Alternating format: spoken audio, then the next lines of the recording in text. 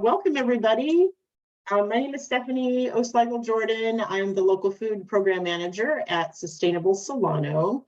And I was just chatting with Laura Doyle, our fabulous guest chef today, that it's been a while since we've done one of these classes on Zoom. You know, coming out of COVID, everybody kind of wants to get out there in person. And we're doing a few of those as well, but it's nice to have a hands-on class on Zoom, because you guys can all be in your own kitchens and make yourself some dinner tonight. So before we get started, just a couple housekeeping things. I will be spotlighting Laura once she gets going. So her video should be filling up the screen. So stand by for that. Otherwise, if you want to put your settings on speaker view, that would be great too. We will probably kind of stop and start along the way and allow time for questions as we go. Since you guys are cooking kind of live right along with Laura, I think that's important. If you have questions, just, give a raised hand and I will allow you to unmute. And I may go back and change the settings so that you guys can just unmute yourselves. We had like over 50 people sign up for this class, but right now we don't have 50. So as long as it's a small group, I think we'll just kind of go with the flow. So the other option is you're welcome to also post questions in the chat and I will gather those up. So this is one of many cooking classes that we are doing again. We had some funding from California Department of Food and Agriculture to highlight a lot of the foods that we eat and have in our own kitchens. And we kind of, we were in between grants, and so we've now restarted. And so I'm really happy to, get these going again. And of course, we want to, try and support our local farmers by buying local produce. And here in Solano County, I just want to recognize the Native Indigenous populations who have stewarded this land for generations. I am in the Patwin area, and I will be posting in the chat a native lands map so that if any of you are joining us from farther away, you can do a little research and see what Indigenous communities were on your land that you are living on and calling home right now. I will also put in the chat, or maybe even just show the recipe. Well, actually, no, we decided we're not really going to dive into the recipe right now because this is really a lot of Laura doing and then you guys doing. So I did send the recipe out via Eventbrite, so you may have gotten that in your inbox. We will also post it on our website, sustainablesolano.org, and it will be on our recipes page probably sometime next week. So, but it's pretty straightforward, pretty simple. I think you guys can do it.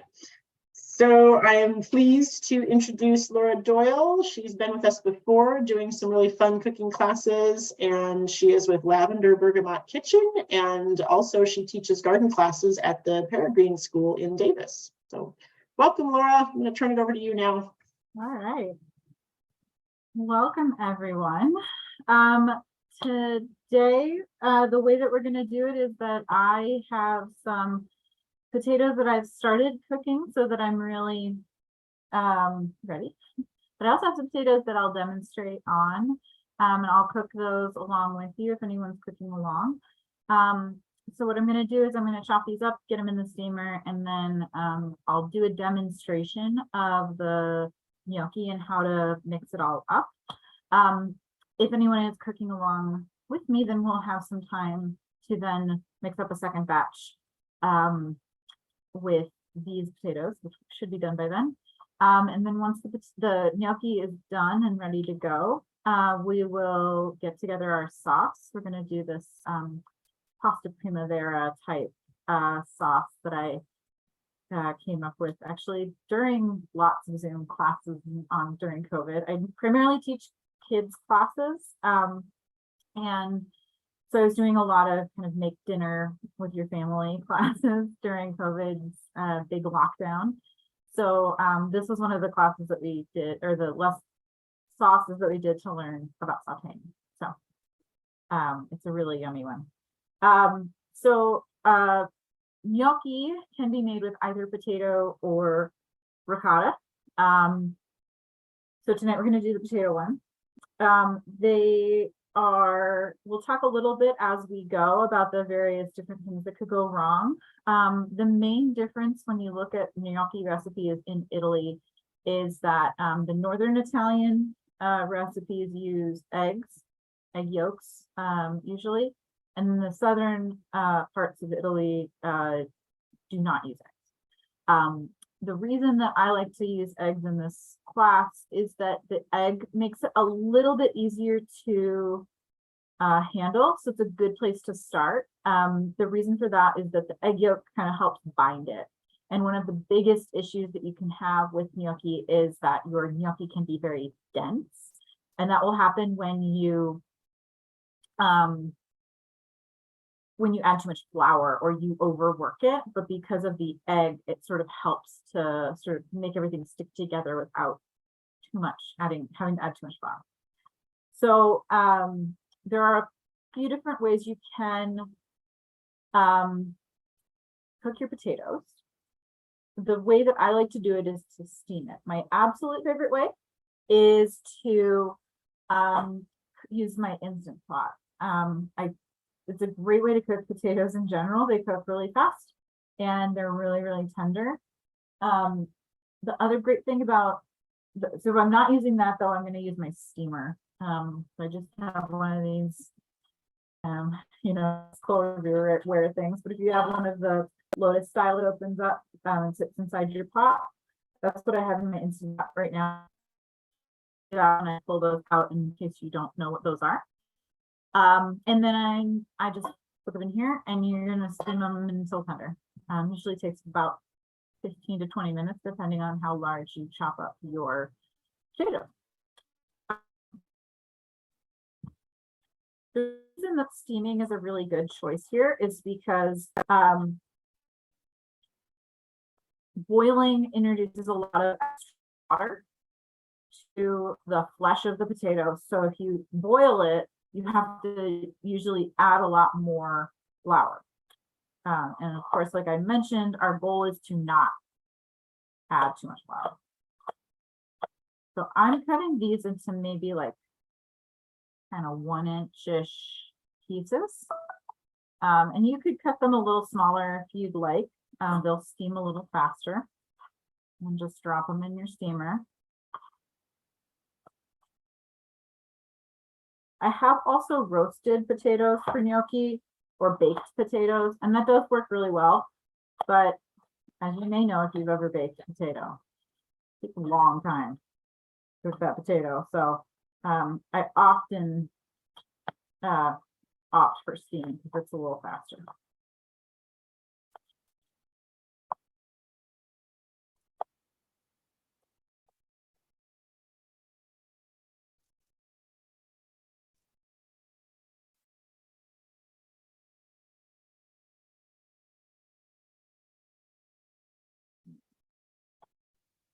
So I've got my potatoes in here. And I'm just going to pop them on top of this pot. I got the water boiling before class, so I'm just going to turn it back on. Should come back up pretty quick.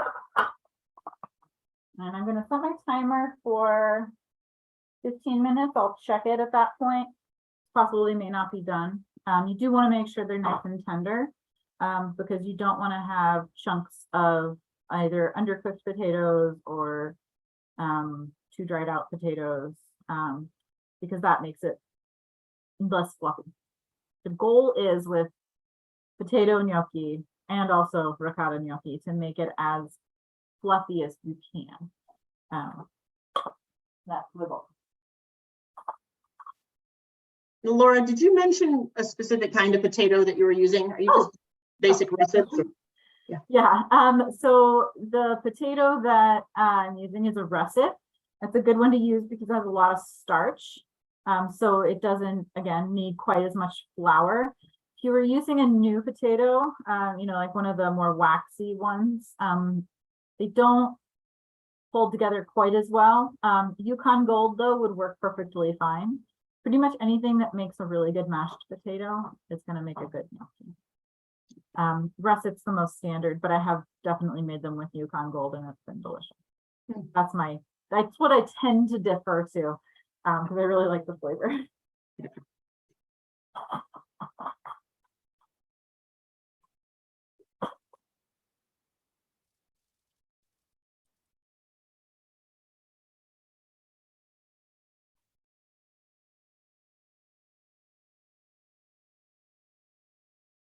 I'm curious to know how many of you are actually cooking along. Feel free to throw up a thumbs up. Oh, I see Christina's doing something over there. Awesome. All right, so as I mentioned, if you are cooking along, you should now get your potatoes in the pot and get them cooking.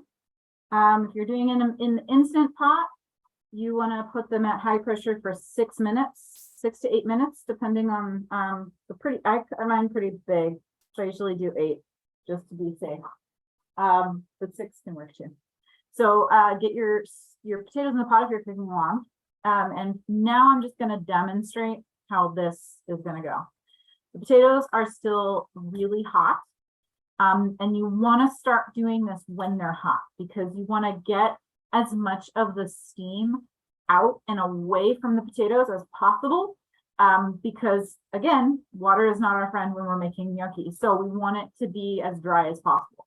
The best way to do that is we're going to smush this up and spread it all over the counter. If you do not have a counter you can work on like this, a big cutting board will work, or even a sheet pan. You know, if you have like a big cookie tray, that will work too. Just do it on there. And let me move this out of the way. No. I have my eggs ready to go. I have my flour ready and I have my salt jar here. And I have my nice clean counter. For this, I'm going to use my food mill. If you have one of these, this is a great choice for this step. If you don't have a food mill, a potato ricer is another really good option. They kind of look like a giant garlic press. You put the potatoes in there and you smush it down and all the little strands come out. If you don't have either of those things, a potato masher on the counter will do just fine. You will have to make sure you really mash it quite a bit just to make sure that you get all those lumps out. I'm just gonna dump my potatoes into the food mill. Oh, and this is that Lotus style steamer that I mentioned earlier.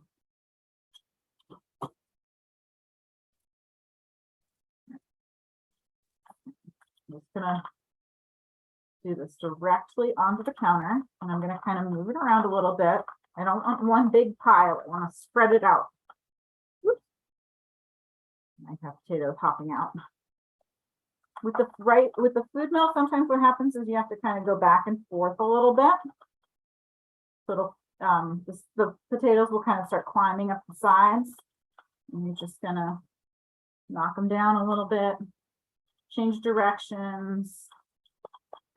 That's also really important if you're using your food mill for tomatoes or anything with a skin. The skins can kind of get in the way. So just change directions. And keep going. And there it all is. Scrape the bottom here.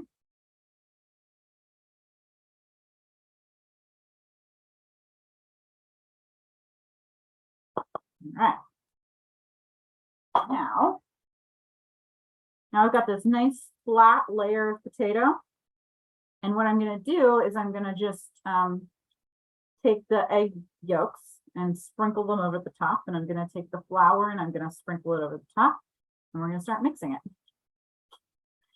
Like any other dough, you don't, well, similarly to bread dough, I guess not every dough, but with bread dough, sometimes you want to hold back a little bit of the flour so that if you are mixing and it feels like the flour is maybe a little more absorbent than usual, you don't end up with it being too dry. So I like to fold it back a little bit. So I'm going to start with putting 1 cup of flour on there instead of 2. And I'm just using my hands to sprinkle my egg yolks If you don't like using your hands with eggs, I know a lot of people don't. Like I said, I work with kids. They can be some kids really like getting their hands really dirty, and some have no desire to, just like adults.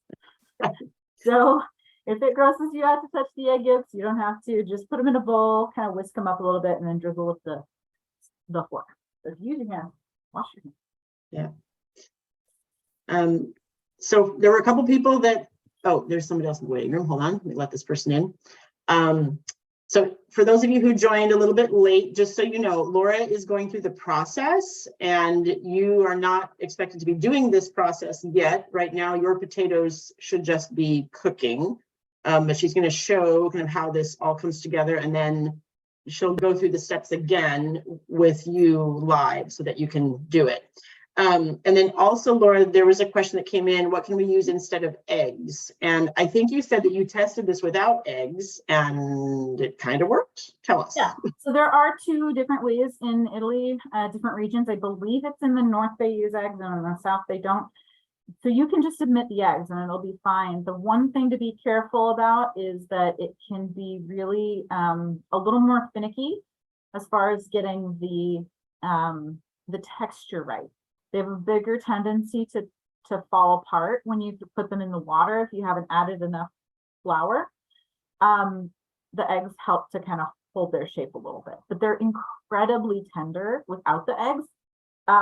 So I like to start people off with the recipe that uses eggs because it is a little easier to work with. But if you can't have eggs for any reason, just skip them and you will be just fine. You might have to add a little bit of extra flour. But.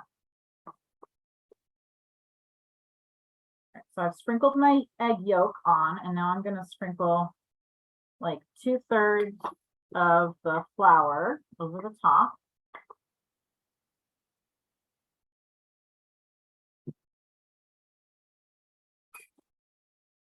Now I'm going to use either my bench scraper or this is a bowl scraper to mix it.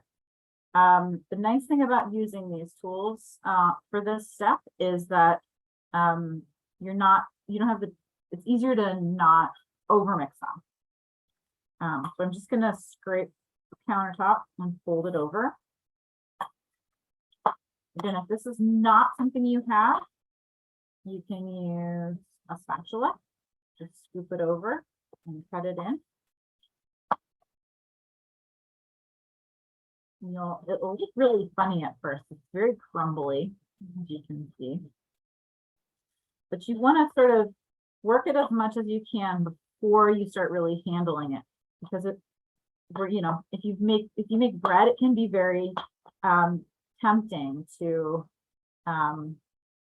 really knead this dough, and you don't want to. You don't want to develop that gluten. It's going to make it chewy. I'm going to take a little pinch of salt. Okay. It's like a 3-finger pinch. I think it's about 1/4 of a teaspoon. And I'm doing a half a batch right now. So if you wanted to really measure your salt, maybe a 1/2 teaspoon is a good place to start. And like meatballs, if that's something you make, you want to something that is always a good idea to do is if you've not made the recipe before, take a little bit of that meatball mixture and sear it in the pan so you can taste it. We're going to do that with the gnocchi as well. We're going to cook a little bit of it so that we can see if it's going to hold together in the water or not. So it's starting to stick together a little bit. It's still pretty crumbly, but at this point, now I'm going to go in with my hands. It's kind of created a rough, kind of a shaggy dough. But instead of really kneading it as if I was doing bread, where I'm going to press it and roll it, I'm still kind of doing that same kind of gather and fold on itself. You want it to be stiff enough that it will roll and that it will hold together in the pot, but you don't want it to be dense. But it is going to start resembling a dough rather than just potato.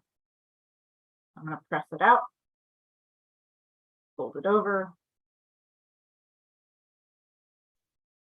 Laura, I have a question. So baking and pastry is not my forte at all. But I feel like I have heard, or maybe I know, that the more you work the dough that has flour in it, then the stiffer and tougher it will become. Is that true? But is that, if you do that, is that going to affect the potatoes? I feel like it's not going to affect the potatoes. It's not going to affect the potatoes, but it will affect the flour that's within the potatoes. So Right. that will, so what happens when you knead bread dough is you're developing gluten. Gluten doesn't exist naturally in flour. There's two proteins called gliadine and glutenine.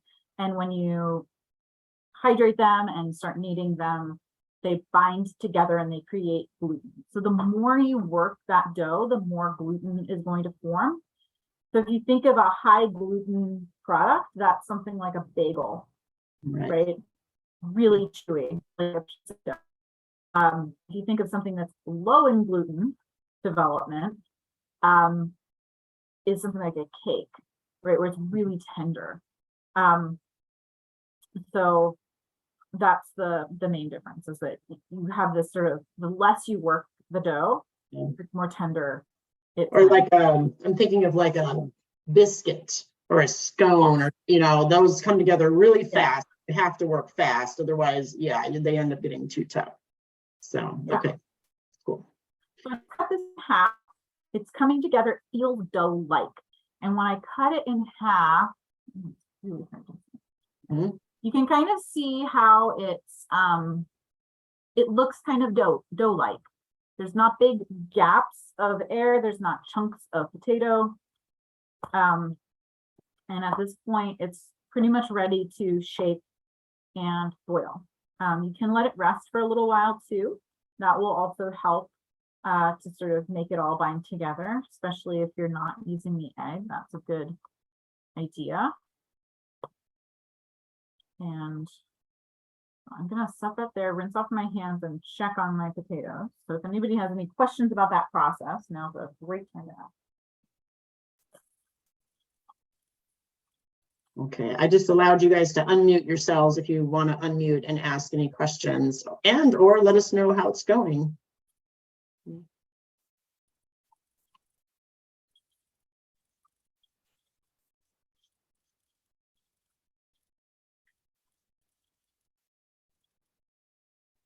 At least I think I allowed you to unmute yourselves. I don't know.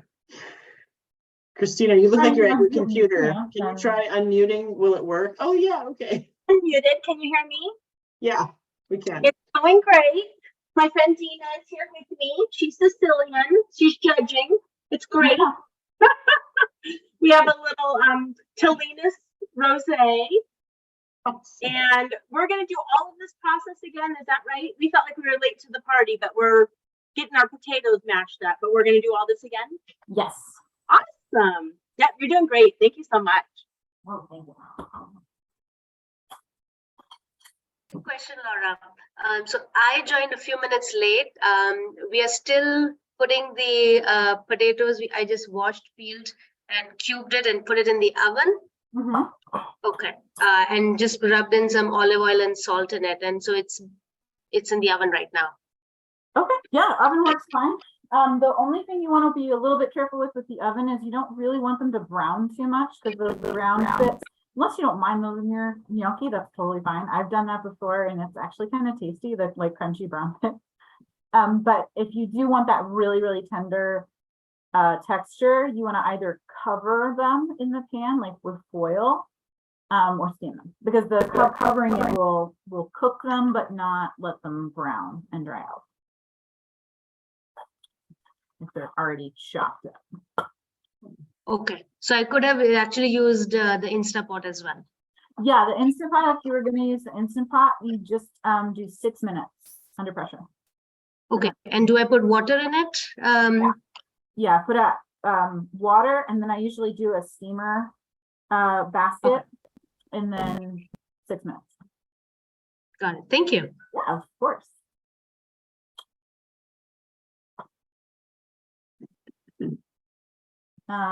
And I'm gonna just really quickly talk about the sauce. I'm not gonna start cooking it, but just to let people who are cooking their potatoes catch up a little bit. The sauce, I grew up in Philly or outside of Philly. And you know, there's a lot of Italian food where I grew up. And pasta primavera was something that I always found very intriguing, but I never really liked it. Like I always wanted to like it because I like all those spring veggies, but I felt like it wasn't as vegetable forward as I wanted it to be. So when I was coming up with a spring dinner party cooking class, like 4 or 5 years ago, I decided to just try and make what I think of as the ultimate like creamy spring pasta. So we've got two kinds of peas. We've got the sugar snap peas, which are very tender, the pods too. And I like to have them plus the English peas just because of, you know, peas are awesome. And it's like peas do it. So we've got the sugar snap peas in the pod. We've also got asparagus, of course. It's that time of year. Always got asparagus. If you have artichokes in your front yard and you want to cut those up and use them, you can do that. I was going to try and do that today, but I did not get home from work in time. I love spring onions a lot. They are really, really tender, but I couldn't find any at the store today for some reason. So I got leeks instead. So if that's what you've got, that's great. And regular onions will also work. But the leeks or the spring onions have more of that kind of delicate onion flavor. Garlic, and something else. Oh, that was it. But honestly, if you have any other vegetables that you have in your garden or that you find at the farmer's market, would work great. Broccoli is delicious in here. Romanesco broccoli is something that we've been eating a lot of this year in my house. We grew it in the garden for the first time, which was super fun. And it cooks really fast. Cauliflower would be fine. Carrots works well. But those are the ones that my favorites are the peas, 2 ways, asparagus, and spring onions. And of course, lemon. So lemons, if you have a lemon tree, now's the time to get them off the tree so that the new blossoms can really get going. So a little bit of zest, a little bit of juice. And then for the creamy part, I like to use creme fraiche. And the reason for that is that creme fraiche, because it's a cultured cream, it's more stable. So it is not like a whipping cream or a yogurt or even a sour cream. If you heat it up and add acid to it, it can have a tendency to kind of separate or not, or curdle a little bit. But the creme fraiche is really stable, so you can cook it, which is why chefs really like it. Those are our ingredients for our sauce, which we'll do as soon as we mix up this next batch. So those who are cooking along, I'm gonna get my second batch of potatoes out of my steamer.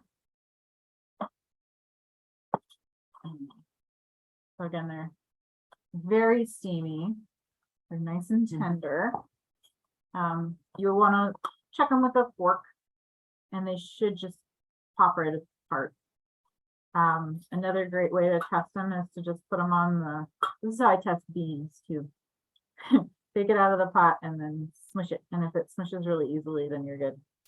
And again, you know, maybe actually, I'm going to do the second batch without the food now to show you. Yeah. So I'm going to move this dough over here.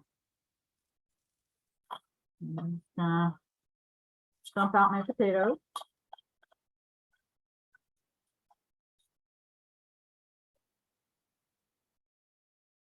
And these are definitely wetter than the ones that were in the Instant Pot, but not a huge amount. There's a lot of steam, as you can see. And I'm just gonna mash them with my fork. It might take a little longer, but it's a great way to know for sure that they're nice and done and tender and ready to go.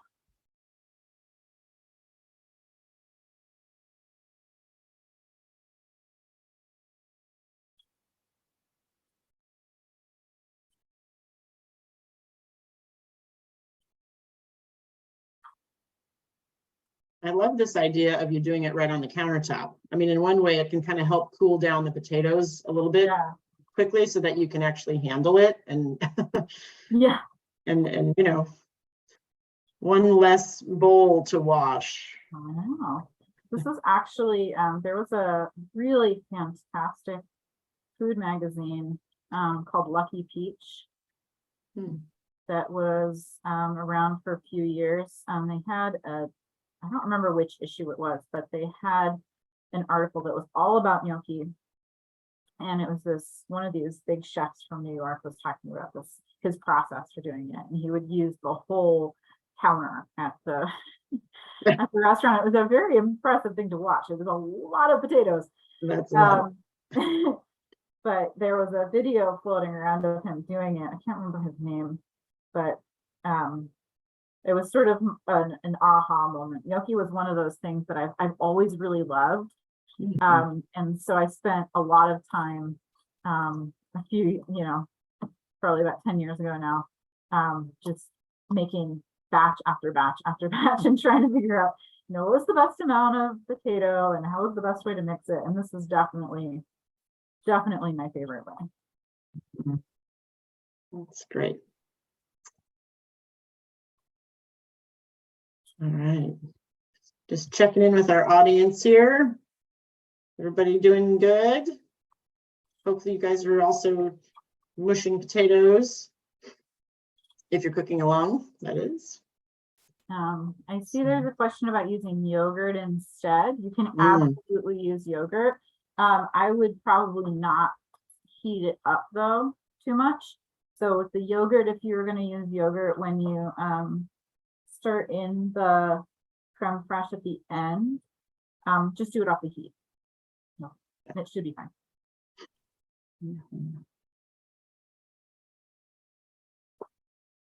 I'll sprinkle my salt on. There you go.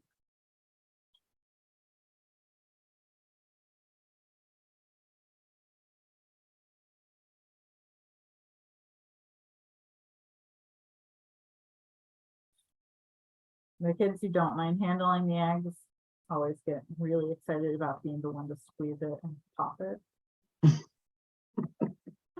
It's a really satisfying feeling. Right.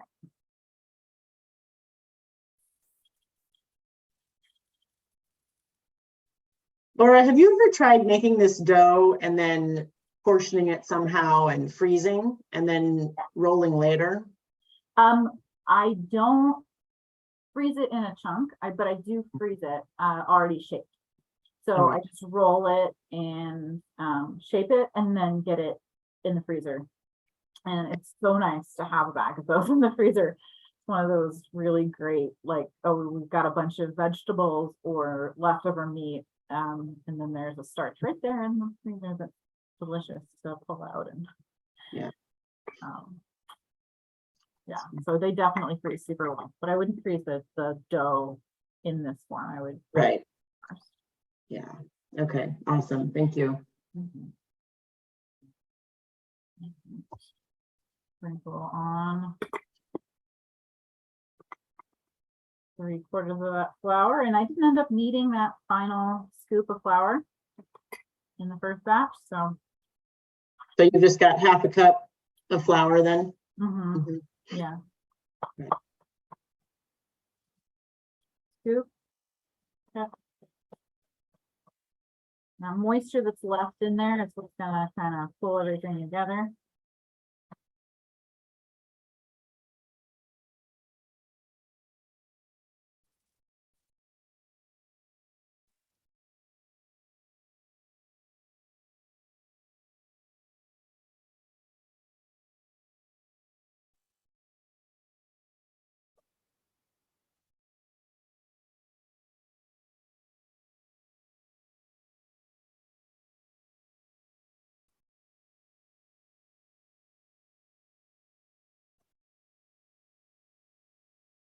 as you scoop and flip and cut, what you're going to notice is that it's going to start looking more cohesive. It's going to start looking more wet and like a dough and less like a bunch of crumbles of potato.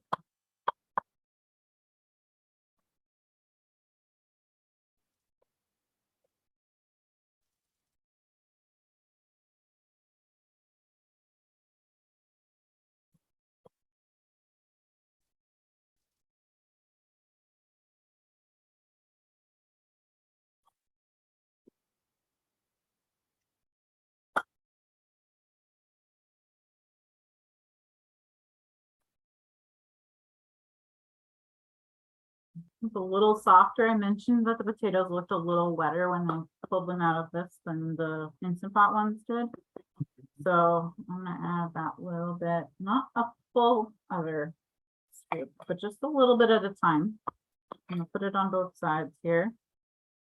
And just kind of work it in again. I'm gonna press it out.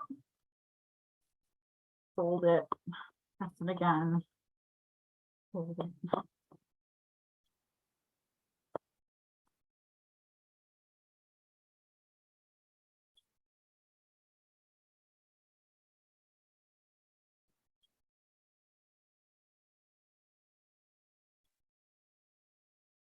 And now that I've done that, it feels less sticky and it feels more,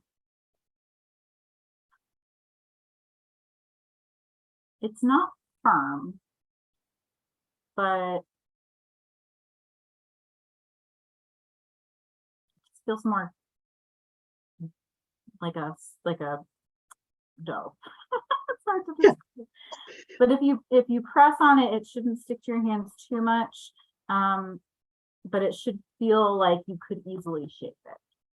If you've ever made Play-Doh, it's a very similar texture. Fresh Play-Doh. It just looks like a really nice cohesive mass there. Yeah. Yeah, how do you explain dough?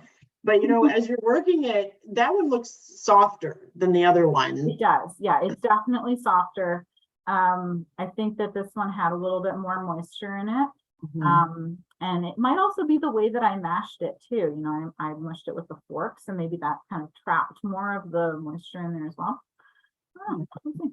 See if they both end up just fine. But we're gonna cut it again.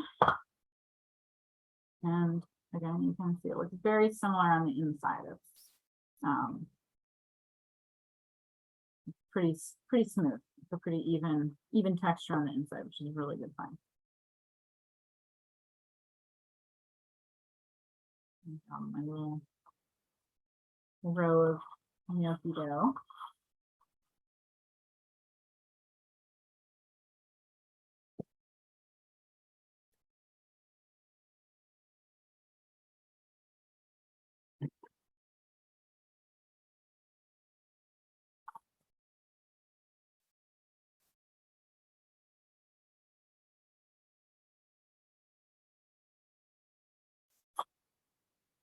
Now that you've got this dough, I'm gonna shape.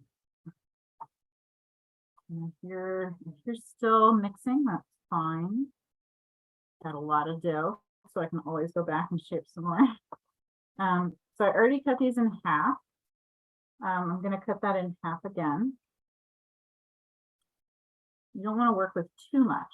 And you know, I already talked about Play-Doh, but I'm gonna talk about it again, because this is very similar to something you may have done as a child or with a child. We're just gonna make like a snake, and we want to roll it until it's about a ½ inch thick. Don't need to measure it, just kind of eyeball it. Something you might notice while you're rolling it is that it might feel like there's kind of funny air pockets in some of the spots, and that's okay. Just kind of try and pinch it together a little bit if it's a really big one, but otherwise it'll be just fine.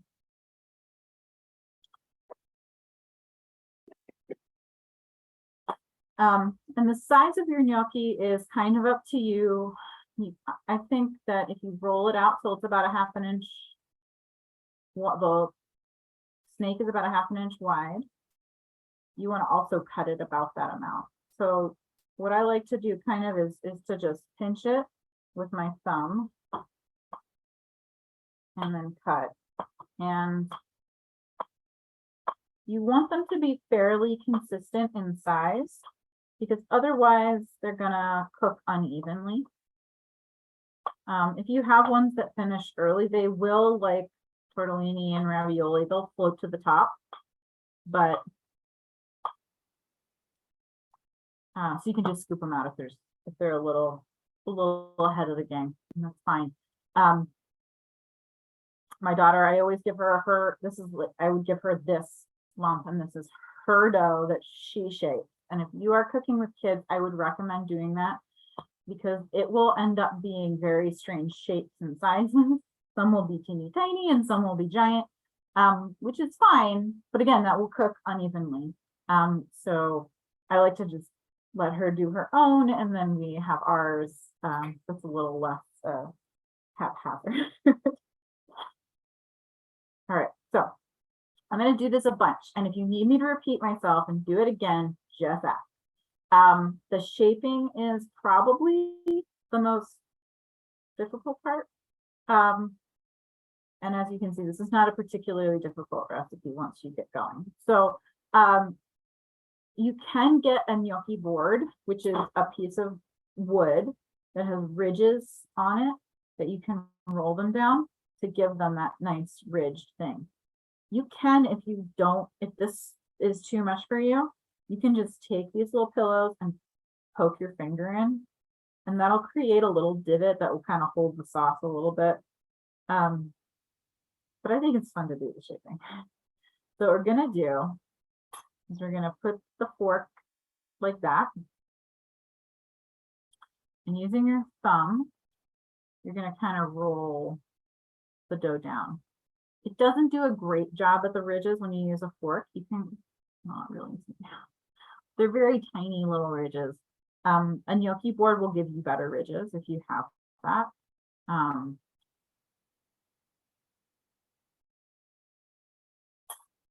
But usually what I've found is that I roll it down a little bit, and then I have to kind of grab at the top again. Otherwise it tends to smear.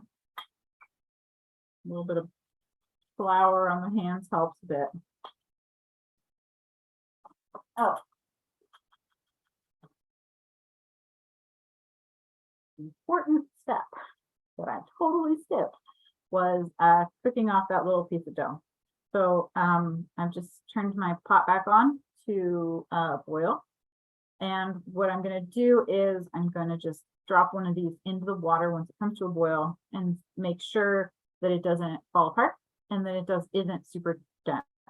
Now, I mean, honestly, if it's dense at this point, there's not a lot you can do about it. You could, if you have more potato, you could try and mix some more potato in. But you might need to just kind of experiment with maybe cooking it a little bit less, or you can also pan fry these, and sometimes that is a little bit easier to deal with if they get dense. You can kind of pan fry them, and then they're crispy, so it doesn't matter as much as they're dense.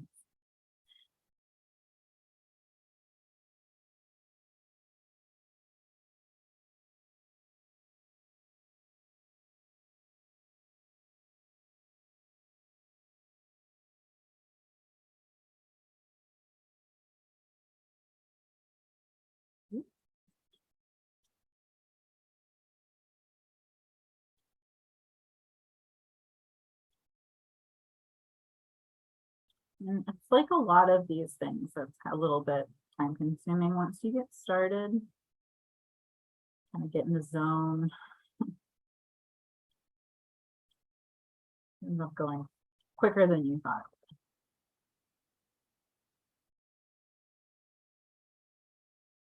This is too sticky.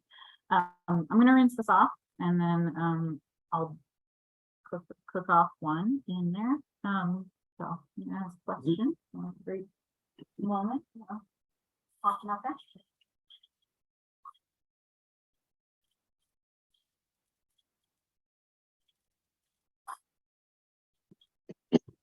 I'm intrigued by this gnocchi board thing because I remember doing this in culinary school and I just had to use the fork and we somehow rolled the fork on top of the gnocchi instead of the gnocchi on top of the fork. Ooh. I don't quite remember. I remember it not working all that great, actually. So I've been hold on here. I'm going to stick something in the chat. Let's see if I can find the gnocchi board. There was something that showed up on Amazon. Beechwood gnocchi. Yeah, it's just a little ridged board. Yeah, I think they're fairly inexpensive. Yeah. Oh, look, Kathy has one. It has one? Kathy, she has just turned her video on. She's holding Oh, up good. the gnocchi board. Yeah, there it is. Here, let me post this in the chat, everyone. Yeah, they're one of those things that I keep thinking, oh, I should get myself one because I do make gnocchi fairly regularly, but I always forget about it until I'm in the midst of making it. And then... Right. Yeah, I noticed that some of them are beechwood.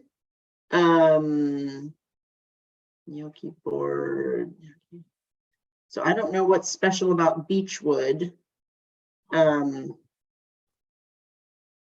Maybe it doesn't dry out as much, or maybe yeah, not sure what, or maybe it's just the fact that beechwood, it was what was around in Italy, and that's what they used because that's what was available. But I pulled out my sheet tray. Once I'm ready to shape, I usually try and pull this out first. And that way I can just shape and kind of toss the gnocchi onto the sheet pan. You can either sprinkle regular flour, or if you have it, either semolina flour or rice flour is a really good thing for a step like this because they don't absorb water the same way that the all-purpose flour does. It doesn't absorb as quickly. And so it helps them not stick together. So especially if I'm going to freeze them, I like to sprinkle the pan with some semolina or some rice flour, and then I just chop the gnocchi on as I shape them. One thing you will notice though, if you do this with the semolina, is that when you cook it, there will be semolina floating around in the pot. It's not your gnocchi falling apart, it's just the flour. So my pot's come up to a boil, so I'm going to drop this in.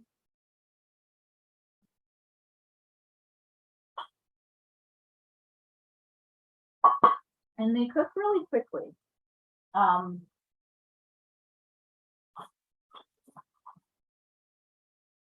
But it can be a little bit hard to see.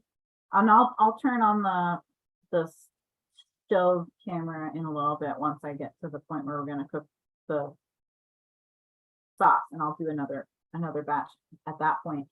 It can be a little bit hard to see because of all the bubbles, whether or not they're floating.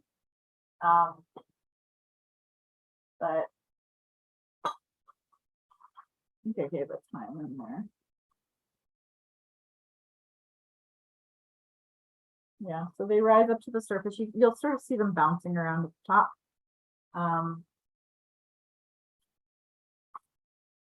Easier to tell when there's more than one. This is my little gnocchi.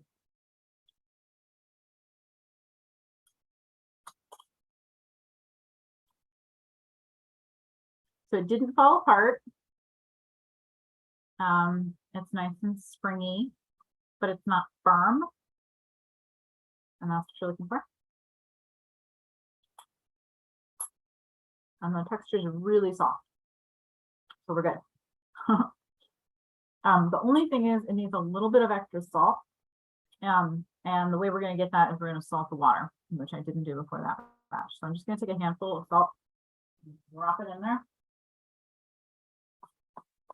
And keep shaping.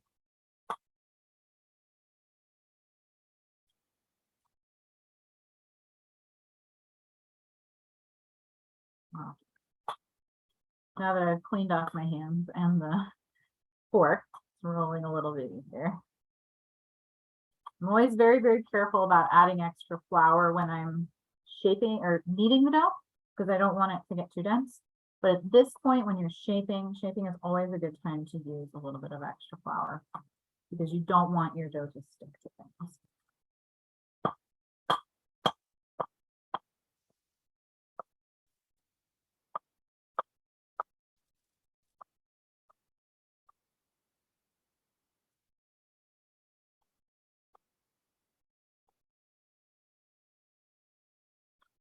Sometimes what'll happen at the very end is like this one is a little too long, you know, it's a lot more dough, but it's not quite enough more dough for a whole one. So I usually just pinch that off and then add it to the rest of the pile. And then sometimes at the very end, you have either one that doesn't. All right, this is rolling much better. So I'm gonna try and do this. Okay, so I'm just using my thumb, I'm pushing down, and it sort of wraps around my thumb in a little bit of a hug. And then you've got this sort of little divot there, and you've got some tiny little ridges. Again, if I had a gnocchi board, they would be more noticeable ridges. But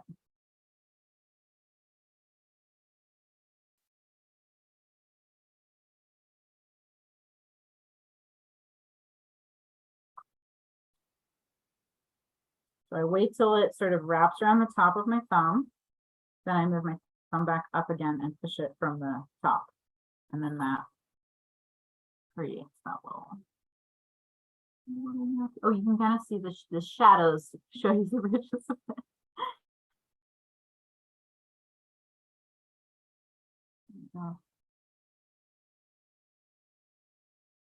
Those of you who are clicking along, if you have any questions. No.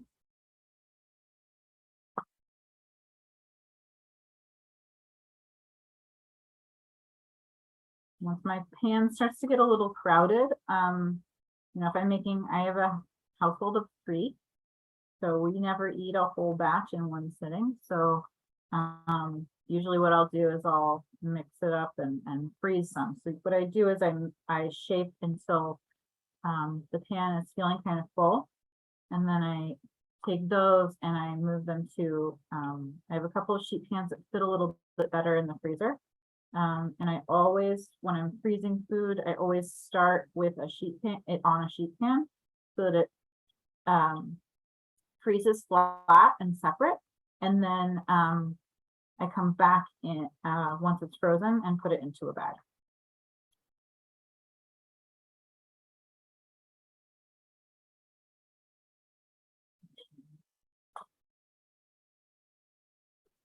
So Laura, there's a few people, for some reason, the Zoom link didn't go through to some folks. So I just got a few emails. So I'm gonna just make sure they get the Zoom link. So I'm here if you need anything. I'm just gonna be on mute for a sec, sending out these. I'm gonna roll out this stickier dough now, just so that we can see if your dough is a little softer. How that's gonna work. So I do need to use more flour. I can kind of tell just because it's a very, very soft dough. And before I do any shaping, since my pot is already ready to go, I'm going to go ahead and drop a little bit in there. Because if I need to incorporate more flour, I want to do it now before I shape a bunch of stuff.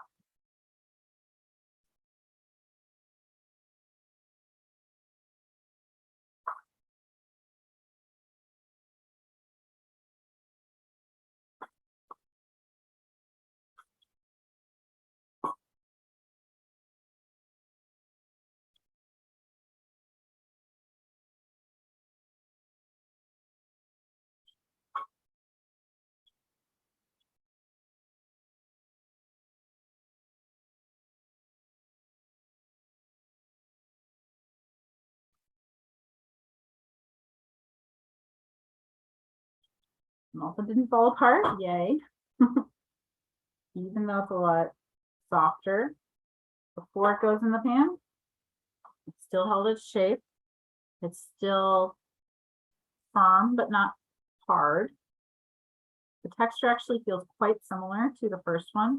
The only thing I'm noticing being different is that on the outside of the gnocchi, just on the surface, there's a little bit more of this kind of like fuzziness.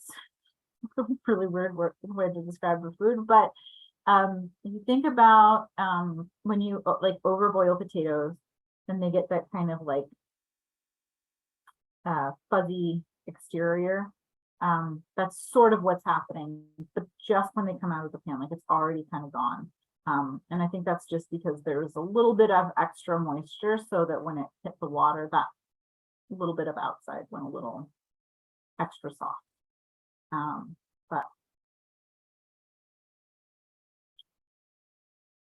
the texture is definitely a lot softer, but it should still hold up in a sauce.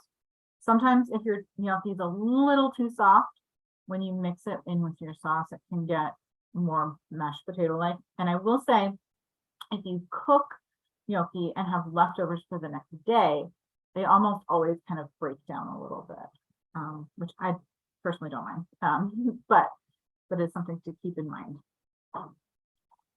They don't hold cooked very well.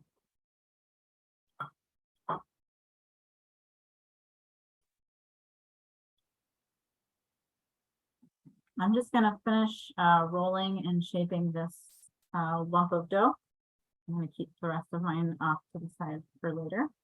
That way we can get started in mixing up that sauce.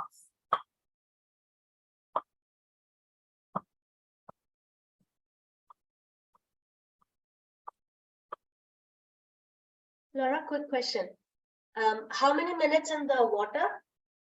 I'd say it's maybe about 1 or 2 minutes. It's really pretty quick.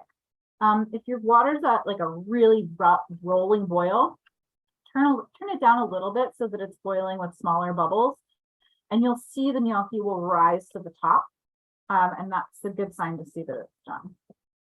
Once it rises to the top, give it maybe 20 more seconds or so, and then fish it out. Okay, thank you. Mm-hmm.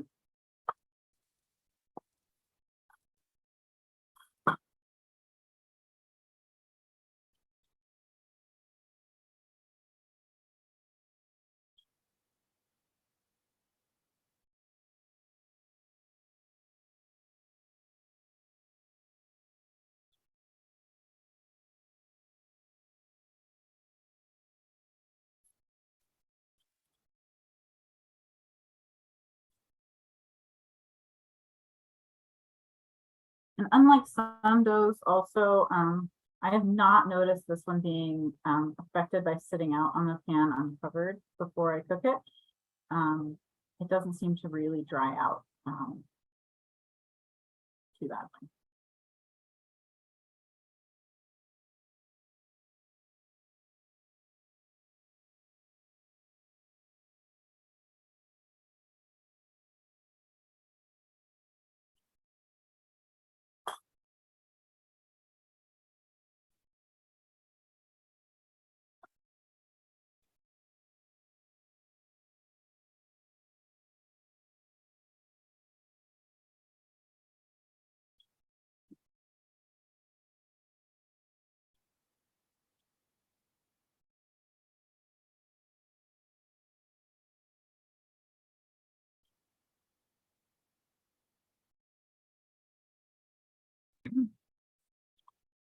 Quick question. If you freeze them and you take them out, do you have to thaw them first or just put them into boiling water? Straight into boiling water. Just into boiling water. Okay. And does it matter if the gnocchi stay in sauce for a while, or do they disintegrate if they stay in the sauce after you've cooked them? It depends on how long, if you're only keeping it in the sauce for, an hour or so, it's fine. If it's, if the If it's sitting overnight in the fridge in the sauce, then it will start to disintegrate. It'll sort of absorb the liquid, like pasta night if you have like noodles in a soup. So they kind of take on the moisture from the sauce, and what happens is then you sort of have more of a mashed potato-y situation. But if it's just served for a little bit before serving, it should be fine. What I might suggest to do instead of holding it in the sauce would be to cook it and drain it, and then keep them separate and just reheat the sauce with, like, reheat the gnocchi in the sauce right before serving. Laura, Michelle was wondering if you can show how you make that little divot or trough in the gnocchi when rolling them again. Oh yeah. And I'm not sure if she's referring to where you just kind of put your thumb in there or if you use the fork. Yeah. Um, Oh, where I just put my thumb in? Okay. Whoop. I'm not, So then you just, for that one, you just cut it and then you just put your thumb in like that. Just kind of like you're making a thumbprint cookie. Like that. And then you can either leave it open or kind of squish it closed a little bit so that you have more of that same kind of shell shape. right.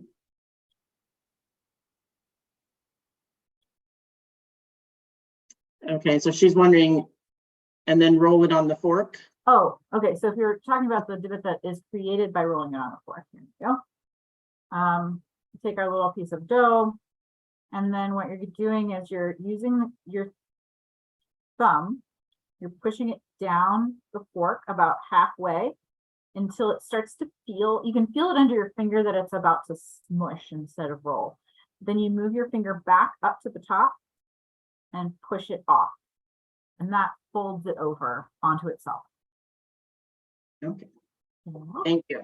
Yeah, so you're kind of doing both the divot and the texturizing on the outside with the fork method. Yeah. Mhm, Yeah. got it. Okay. And then let's see, Sarah, did she, I was kind of dealing with that email thing. Did you get your question answered? Sarah was just saying, can you repeat what you just said? But I'm not sure what you said that she needed repeating. So I think she might be typing something. Yeah. You remind me when. Sure, yeah, hold on. Oh, it was before the freezing question, but it's fine. Okay, I'm not, she was just saying, asking to repeat something that you said before. Okay, Carl said, she said this dough doesn't seem to dry out like the other doughs when sitting out in the pan. Maybe that was it. Okay. All right. All right, good. So I'm gonna just straighten my board. And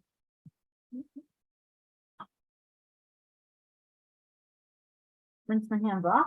I'm gonna get started on the sauce. So,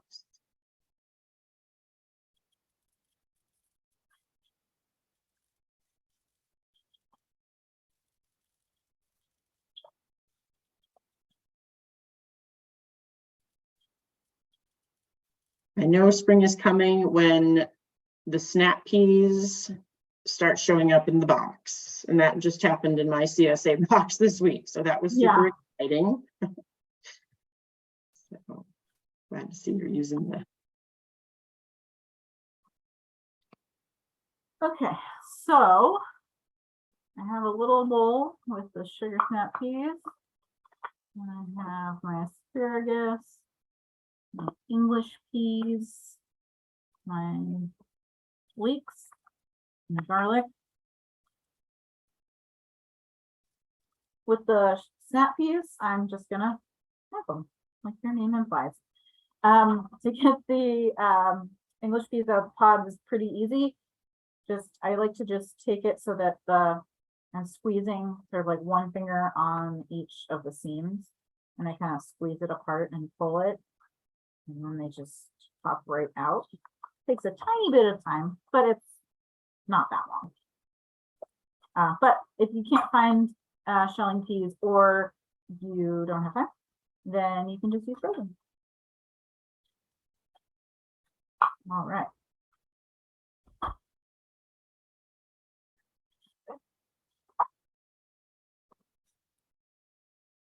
So with the asparagus, I always like to talk a little bit about prepping asparagus because the thing that you hear all the time is to just hold it like this and then see where it snaps. But that's like half your asparagus. And this half is probably fine. It's just a really thick piece of asparagus. So what I like to do instead is I hold it kind of like as close as I can, and I see if I can snap it. And if I can snap it like that, then this is fine. Like, it's not tough at all. So don't hold it at both ends because you'll waste a lot of asparagus. Once you've got it trimmed, then you want to think about the size that you would want to put in your mouth. This is really thick asparagus that I have here, so I'm going to cut it kind of thin because I don't really want it to be the same size as the gnocchi. And usually when I'm cutting asparagus, I'm going to cut it about like 1/4 to 1/2 inch thick. But because the gnocchi is pretty much that size too, I'm going to do thinner slices. So I've got kind of like that little rounds that are maybe like, I don't know, 1/4 inch-ish.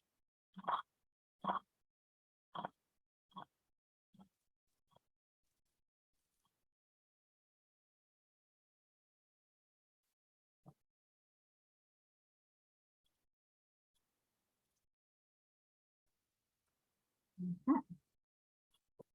All chopped up and ready to go. So I am now going to switch to my stovetop camera. We're going to be cooking now.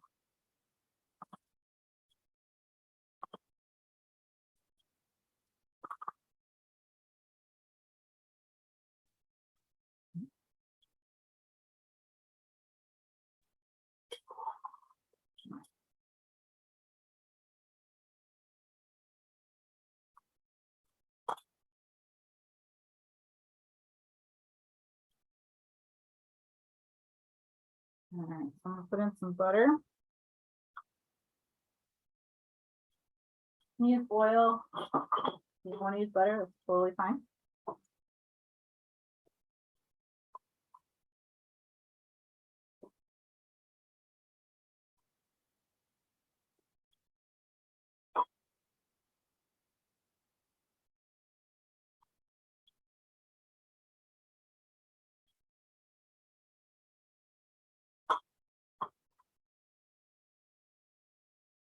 Put in the leeks first.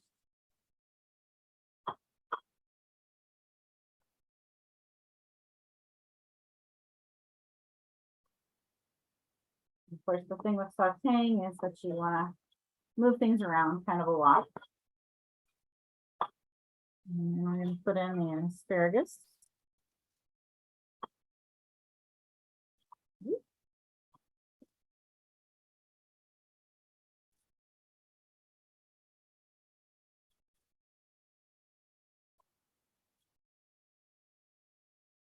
I'm just snapping these peas directly into the pan. If they're a little longer, I'll break them into 2, but they're mostly about 2 inches long. So I'm just snapping them in half. Gnocchi is a pasta that does very well with chunkier sauces. It's delicious with things like pesto as well, but some pasta really, like angel hair, can't handle a really chunky sauce very well. But gnocchi is kind of made for that.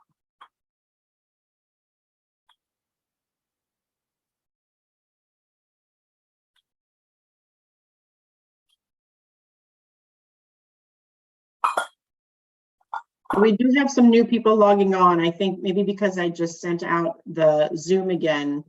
Again, apologies to you folks who are just joining now. I have no idea why some of you did not get the Zoom link. So we will, I should say we are recording this video and we will be posting it to our website once it downloads and does its thing. And I will also send out a link, through Eventbrite so that anyone who registered can access the video later as well. So again, apologies for this Zoom mishap. I'm not sure why. Some of you didn't get the link. Very odd. All right, so I've got all the vegetables except for the garlic in here. The garlic I'm gonna add once the other vegetables get soft. So while those are cooking, swap my pots around.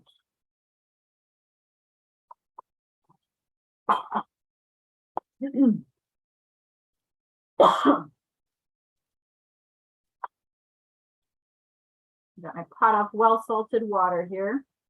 And I'm gonna drop in pretty good number of the gnocchi. You don't want to do the whole batch at once, but I have found if I divide the dough into like a full batch of dough, if you make a full batch of dough, if you divide it into 8 pieces, one of those pieces should fit in the pot without it feeling too crowded. So I did about a quarter of what I. So sometimes when you add the gnocchi to the pot, it'll slow down the boil. I can see one, you can sort of see it moving around, has already floated up.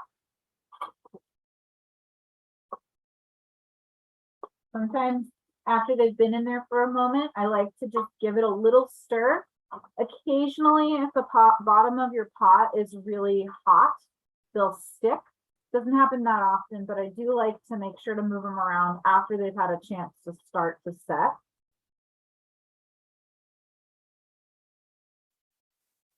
And so, like I said earlier, you can, if you would like to, once these have been floating, you can scoop out the ones that are floating and set those to the side. Or you can just wait until everything is floating, unless you get some that are really, really taking a while.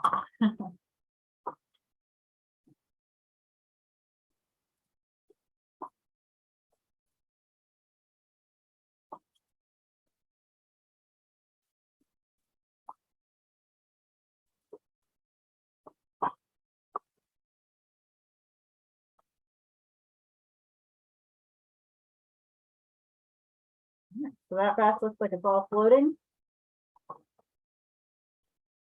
Pull it out.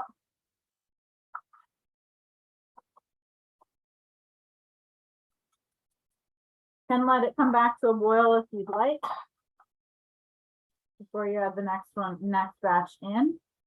Another way that I sometimes add them in, and this is a good way to make sure you get a bunch in all at the same time, is I will load up my spoon with them and then just lower it in to the pot.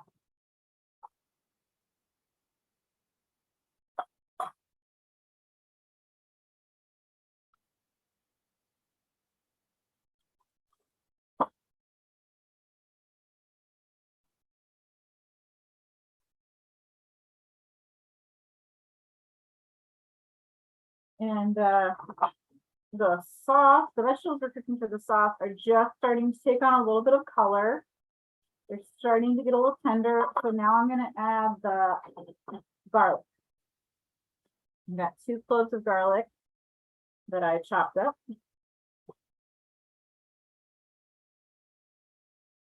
Now stir that in.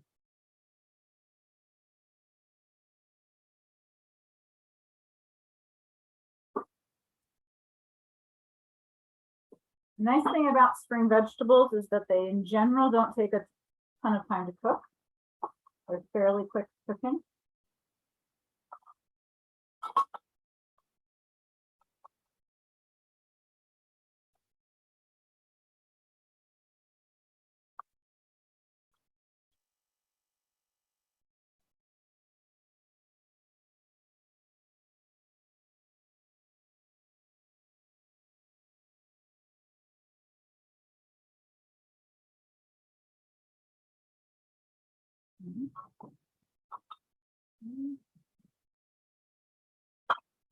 You can see one batch makes a lot of gnocchi.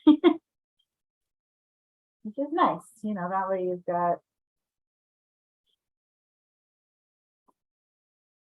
dinner for many days, even though it takes a long time. Things like this that take a long time, I think it's worth making a lot of it so that you can have it for multiple meals.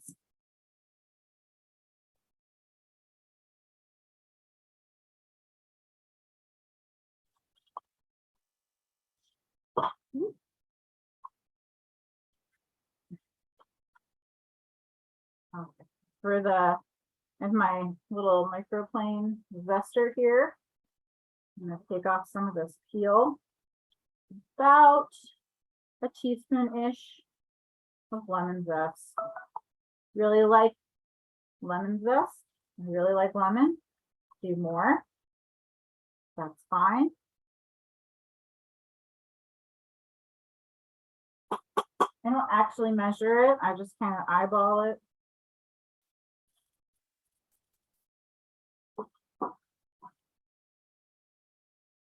I'm gonna scoop out this last batch and then I'm gonna swap the saucepan back over here so that we can see how that's finished.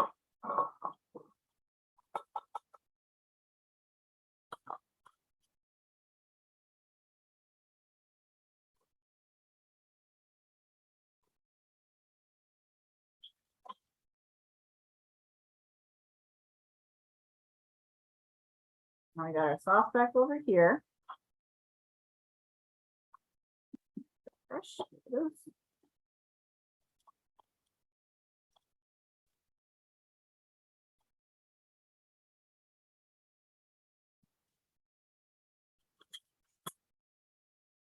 I'm gonna take out a half a cup of this creme fraiche. I'm gonna add that to the pot, or the pan, I guess.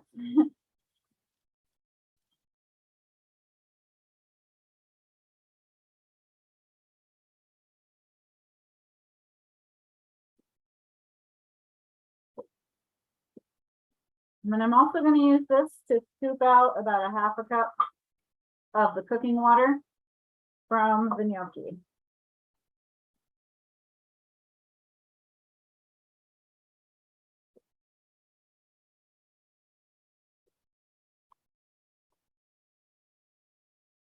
Picked up all that nice brown, those little brown bits, that fond from the bottom of the pan.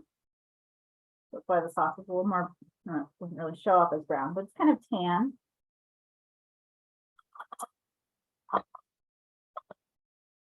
Squeeze in some lemon juice. And again, this is to taste. If you really love lemon, you can add a lot. Do taste first though, don't just squeeze a whole lemon in there and assume it'll be fine.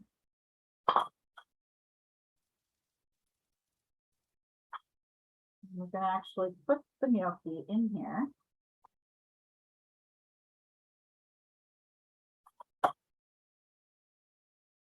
Stir it in.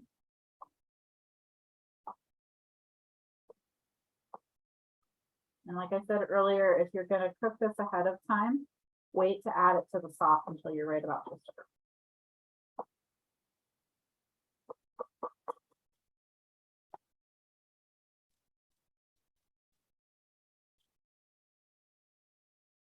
Last thing we're gonna add is some cheese.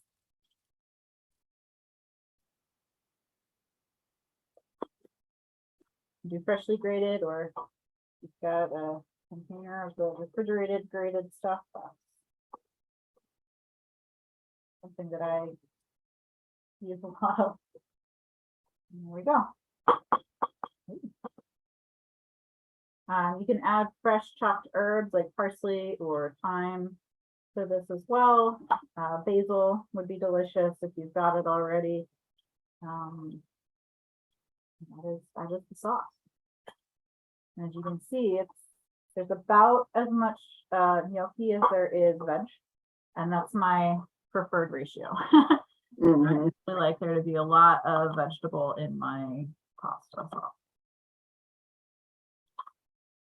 So Laura, can you just recap the sauce making one more time? Because I know you kind of paused in the middle to finish cooking the gnocchi, or cook it rather. Yeah, And there were some people that kind of joined on late. So maybe just give us the overview. totally. Yeah, so the first step to getting your sauce ready is, of course, chopping all your vegetables. And then you're gonna saute them. So to saute, what we mean is that we're gonna put it in a pan and we're gonna stir it almost constantly. And that's gonna help it cook really quickly. Once the vegetables are starting to get tender, you're gonna add in the garlic. Don't wanna add the garlic in at the very beginning. A lot of recipes tell you to start by adding your garlic and your onion at the same time. The garlic burns really quickly, so it's much more preferable to add it at the very end. You get more of that flavor. So add your garlic after the vegetables have gotten soft. Cook it for about 1 more minute after you've added the garlic. And then at that point, you can add in about half a cup of the cooking liquid from the gnocchi and a half a cup of creme fraiche and some lemon zest and juice. You're just going to stir that together, kind of, you can do it on the heat or off the heat. I usually start it off the heat just to bring all those ingredients up to a boil, and then I turn it right off. Once you've turned off the heat, then add in the gnocchi and let it sit in there and serve it right away. If you are going to be making this before you're ready to serve, hold on to the gnocchi for a little while separately, just let it sit and cool, and then right when you're going to serve, add it back to the pan, bring it to a boil, and heat the gnocchi through. And that'll help it retain its texture a little bit better.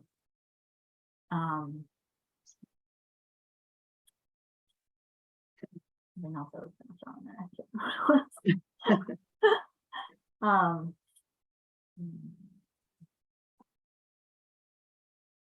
Thank you.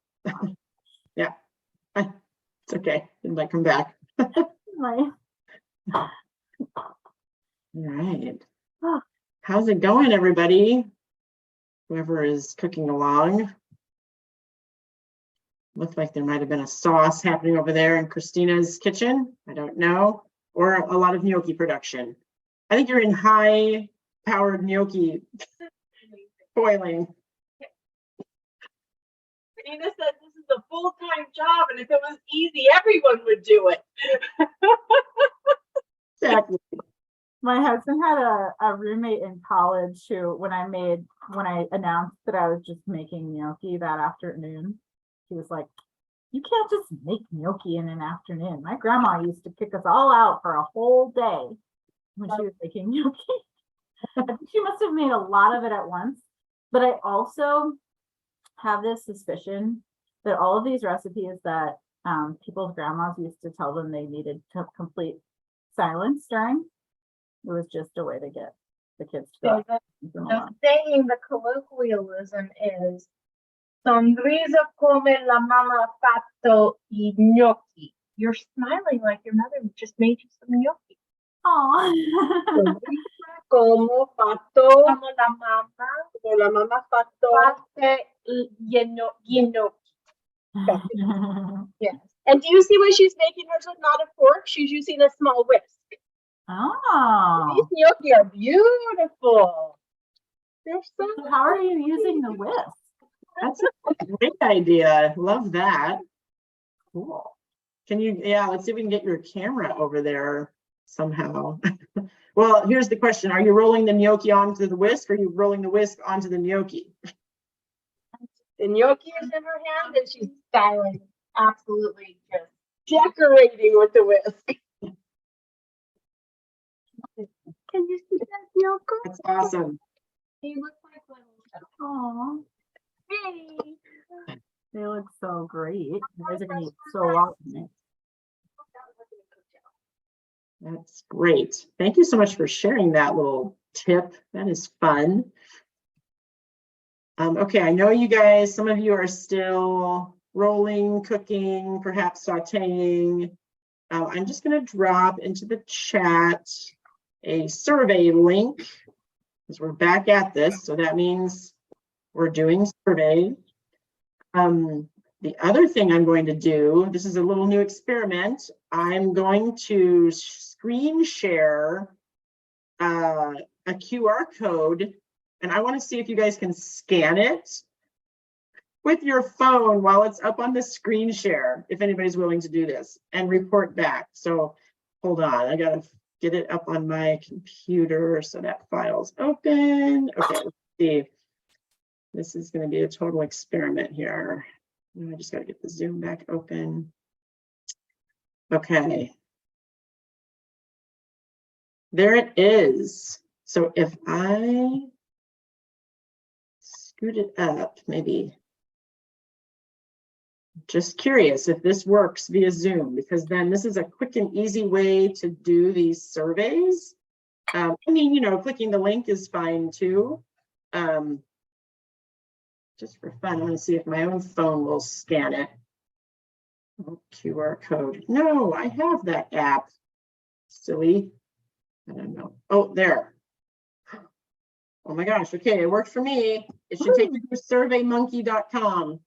So if you want to try that, that's another quick way to access the survey. But for those of you that have been with us before, you know how this goes. We need to report all this data back to our funder. So it's always very helpful. And it's a fairly quick survey. We added a few extra questions on there from Sustainable Solano, the organization as a whole, as opposed to just the cooking classes. So anyway, we hope you have a chance to fill those out. And oh, good. Thank you for the feedback in the chat there. I can see it works. Okay. Thank you so much for indulging me in that little QR experiment. Oh, Christina's trying it. Yeah, I think maybe. Okay. Well, I'll just I'll leave it up there for another little bit. And let me just make sure there's nothing else in the chat. If anybody has any other questions, feel free to chime in. You should be, oops, I'm moving my QR code now. Okay, so maybe I'll stop that share. This might be too much for me to manage. Okay. So I'm just scanning, make sure there's no other questions. Looks good. All right. Well, everybody, thank you so much for joining us. Thank you to Laura. This was really great. I'm so glad that we got this worked out and you shared all of this great information about the gnocchi. I'm super hungry now after just standing here watching all of you make all this yummy food. I'm thinking, I have asparagus, I have peas. I should do that. Yes, and okay, I do see some questions. Is there a recipe? Yes. So I did send out via Eventbrite the recipe. I think I just had to stick it all in like the body of that Eventbrite, so it should be there. But also, I will follow up to anyone who registered on Eventbrite with the recipe and also the video. So if anybody wants to rewatch, you can. And there is a question: once the gnocchi is all prepared, should we make the sauce before cooking the gnocchi?